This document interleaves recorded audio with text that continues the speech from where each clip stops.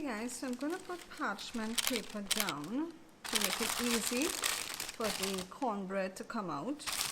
Of course, if you don't have parchment paper, you can then brush the bottom of your dish with some butter. And what can probably help is if you heat the dish up a little and then brush the bottom and the sides with butter, and then you put in your batter. But of course, if you have parchment paper, it makes it easier.